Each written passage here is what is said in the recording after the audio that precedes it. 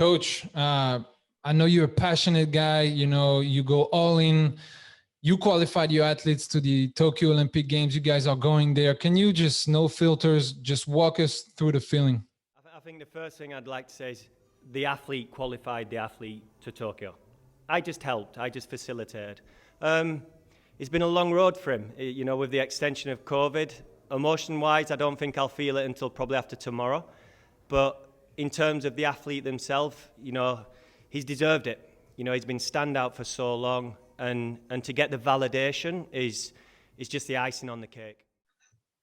Well, congratulations. Can you walk us through a little bit from your perspective as a coach of the day of competition today, you know, first fight, second, and then the qualifying match? Yeah, so it's a tough one because he was number one seed, and everyone then says you should qualify, not you could qualify. And that in itself is like you carry the weight of the world on your shoulders. And you could probably see that in the first fight a little bit. He's not had that many competitions, obviously, with COVID, as many people haven't. And Richard is someone who likes competitions to get into the flow of things. So I think the first fight was more of a mental battle than anything. And he dug deep there. He showed a lot of character. Once he got through that, then my own feelings were a lot calmer, because I know that then Richard gets hold of himself and can compose himself. And for the second fight, he was a different person. He was very relaxed. He was very calm. Even at 1-0 for 2 rounds, I don't think there was a time I thought we wouldn't win that fight. It's the kind of game that Richard gives heart attacks to other people, but he controls very well when he's on the mat. And the third fight, you know, Julio Ferreira is an enigma in Taekwondo. He's fantastic to watch. He changes stances. He plays some unorthodox game, but he has real structure in his own head to it. And they've had some really good fights before, and they always usually go to golden point. The last time was in the Grand Prix final in Moscow, and it was golden point. We managed to nick it that time, but all the way back in the European Games, he beat us golden point for the bronze medal.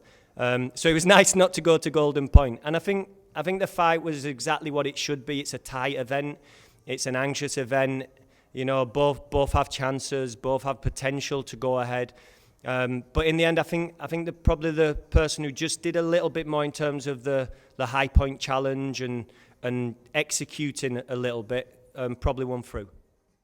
Perfect. One question before I let you to John. What a special year. You know, we talk about athletes, but as a coach, you know, this event was supposed to happen a year ago, and then everything got pushed.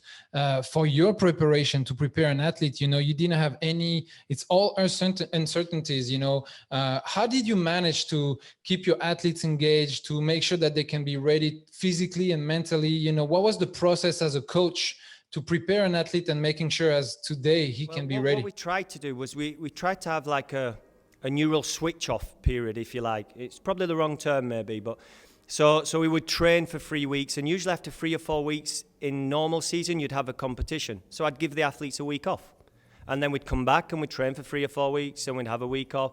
And so it allowed them to reset. So every time they came to training, they came with a little bit more freshness and a bit more quality, and maybe even a little bit more innovation. They might have been watching some different martial arts, some different combat sport, taekwondo, etc. So it was a challenge, and we always say to athletes, you need to be comfortable with uncomfortable, but the practice of that is very, very difficult. So what we tried to do is listen to the athletes. We talked a lot to the athletes about, would you like certain times off? Would you like to do other things? One time we did contemporary dance to change it all up, because when there's not a outcome target for an athlete, it's very hard for them to just keep embedding themselves in quality over and over, because it's not so much the physical but the mental wear. It brings an athlete so far down that they get on top of themselves. So we tried to work a lot on a few innovative things, like I say, contemporary dance, some weeks off, just sometimes playing Mario Kart in the dojang, etc. And we tried to just make it that, it's a crazy period and it's uncertain, but as long as we're together as a group and we're all going in the same direction and there will be an end in sight, you know, everything will be good. Well, very inspiring, and it's refreshing to hear that, you know, from a coach. And John, if you want to go ahead and ask some questions as well. I do indeed. First of all, congratulations, Dave, to you. That's, back-to-back Olympic Games, getting athletes there.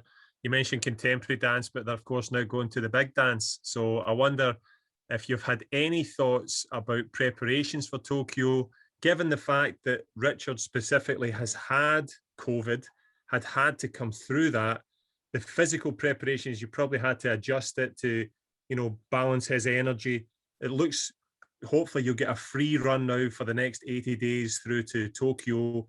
What does that look like in your mind? Because I know the athletes celebrating and you're already writing down what you're going to do next. Richard actually had COVID, not to the extent that many people have had in the world, thankfully. But he did have it quite bad relative to everyone else in the team. And Richard is very much a person who, when his energy is up, his game is on fire. When his energy is down, just like anyone, he gets a little bit of uncertainty. So I think first things first, he'll have a break. He'll enjoy himself a little bit. He'll have some time with his girlfriend. He'll have some time with his family, etc. And then I think I'll sit down with him and hopefully with some other athletes from tomorrow if we can qualify more. And I'll discuss with them how they feel, what they feel is the best preparation for them. Then I'll put my, if you like, two penneth into it, my thoughts into it. And then we'll come to a little bit of a conclusion, because it's very difficult for me as a coach to think I know the correct way of doing things. I know the models, I know the theories of things, but these are living it every single day. And I think it's important that we listen to them when we're at this level, and that it becomes very relational, even in the process up to something like the Olympic Games. We have to trust them. 100%. And that trust, I'm sure, will be evident in Tokyo. But also the key question that's on everybody's lips now is there any video footage of that contemporary dance? And if not, why not? I actually don't know. There might be, but I struggled in it as well. But some of them were good. Some of them were actually good. But the person who took it, Lena, who's from our Olympic Centre, she's an exceptional dancer, and she works a lot on functional movement with the athletes and range and mobility, and she's a real asset in all the sports at Olympiad Open. But I will find the video and I'll send it you over on WhatsApp, mate, and you can do with it what you... I'm waiting to see it. The last point I want to make is Richard alluded to it. There's got friends and club mates and teammates from way back. What about that support team that's around you? Maybe give a name check to a few of them. It's from day one, when people left this team, people still stayed involved in this team because this is their baby. This full-time system is what they created. And, we had Bendik in the first cycle who was putting his body and head on the line. Today we've had Mohamed El Hatri putting his body and head literally on the line in Richard's warm-ups. We've had Randy Dingland putting her body and head on the line. You can't ask for more, and you ask athletes to be willing to give their all for their country, but it's rare that it's possible. And I can only commend the team that we have around, from Hella, who organises logistics, from Mikkel, who was the assistant coach in the first run-up and half of this run-up, to the new people. We have a 17-year-old girl now, Mare, who's a delight to coach. She's just refreshing. And the future's bright for Norway, and at the minute, I really appreciate the support that we have from the group around. Fantastic. And wish you the very best of luck tomorrow. I hope it all goes well, but congratulations on today. Cheers, John. See you later, big man.